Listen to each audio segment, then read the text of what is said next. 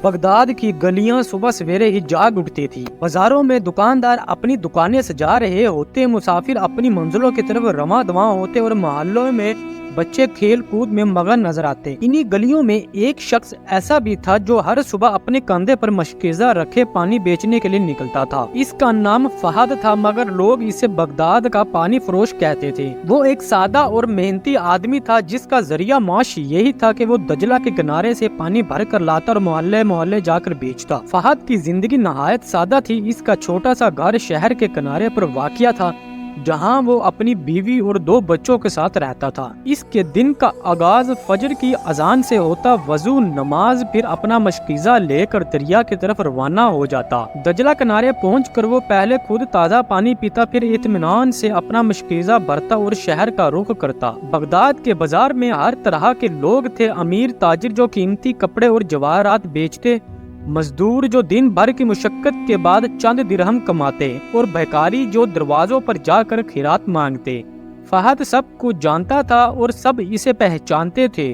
जो भी वो कमाता, इसमें से कुछ हिस्सा जरूर मुस्तहिक लोगों को देता। अगर कोई प्यासा होता और इसके पास पैसे ना होते तो फहद बगैर झिझक इसे पानी पिला देता। एक दिन बगदाद शदीद गर्मी की लपेट में था। शहर के अक्सर कुएं खुश्क हो चुके थे। लोग पानी को तरस रहे थे और जो पानी बेचने वाले थे, इनकी कीमतें कई गुना बढ़ा दी गई थी। लेकिन फहद ने ऐसा नहीं किया। इसने हमेशा की तरह मशकीज़ा भरा और पुकारना शुरू किया, पानी ठंडा मीठा पानी। लोग जानते थे कि फहद ना बेईमानी करेगा, ना किसी की मजबूरी का फायदा उठाएगा। इसी रोज बगदाद का एक दौलतमंद रईस जो कई काफिलों का मालिक था, बाजार आया। इसने फहद को बुला कर कहा, मुझे तुम्हारा सारा पानी चाहिए और मैं आम लोगों से ज्यादा कीमत देने को तैयार हूँ। बस शर्त ये है कि तुम अपना पानी मुझे बेचो और किसी को ना दो।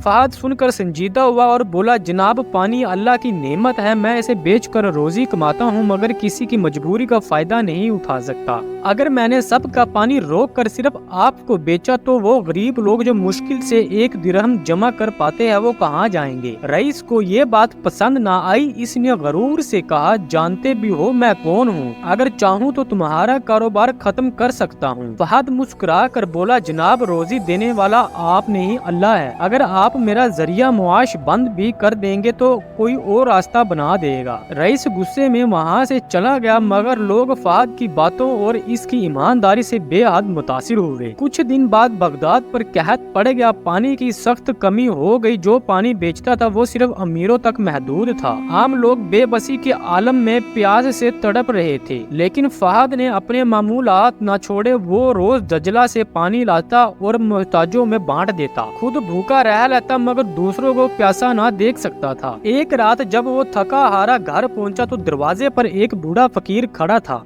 इसकी आंखों में अजीब सी रोशनी थी। वो धीमे लहजे में बोला, बेटा, मैं कई दिनों से प्यासा हूँ, क्या मेरे लिए कुछ पानी है? फहद ने फौरन अपना मशकीज़ा उतार कर कहा, बाबा जी, जितना चाहे पी लीजिए। फकीर ने पानी पिया, इसे देखा और कहा, बेटा, तुमने बेशुमार लोगों की प्यास बुझाई है। अल्लाह तुम्हें इसका बेहतरीन सिला देगा। याद रखो, सखी का हाथ कभी खाली नहीं रहता। ये कहकर फकीर आगे बढ़ गया। अगले ही दिन बगदाद में हैरत अंगेज खबर फैली। वही दौलतमंद रईस सख्त बीमार पड़ गया और बेपनाह दौलत के बावजूद कोई दुआ इसे शिफा न दे सकी। दूसरी तरफ फहद की नेकियों और ईमानदारी की खबरें बगदाद के हाकिम तक पहुंच चुकी थी। हाकिम ने इसे दरबार में बुलाकर कहा, फहद, तुम जैसे ईमानदार लोगों की जरूरत है। आज से तुम बगदाद के तमाम सरकारी कुओं की निगरान होगे ताकि कोई भी प्यासा ना रहे। ये फहद के लिए बहुत बड़ी इज्जत थी, मगर वो पहले की तरह सादा और आजिज बना रहा। इसने कुओं की निगरानी शुरू की और ये यकीन बनाया कि हर शख्स को बराबर पानी मिले। वक्त गुजरता गया और फहद की सखावत की दास्तानें दूर दूर तक मशहूर हो गई। कई साल बाद जब फहद बूढ़ा हो चुका था, तब भी लोग इसकी ईमानदारी की कस्में खाते। इसके बच्चे भी इसके नक्शे कदम पर चलने लगे। यूं बगदाद का ये पानी फरोश एक ऐसी मिसाल बन गया जो रहती दुनिया तक याद रखी जाएगी। सखावत और ईमानदारी ही असल दौलत है। पूरी कहानी सुनने के लिए आप सब दोस्तों का बहुत शुक्रिया। आपको ये कहानी कैसी लगी प्लीज कमेंट्स में अपनी राय दें और हमारा चैनल स्टोरी टीवी ऑफिशियल को सब्सक्राइब करें। बेल आइकॉन का बटन दबाएं ताकि हर आने वाली नई वीडियो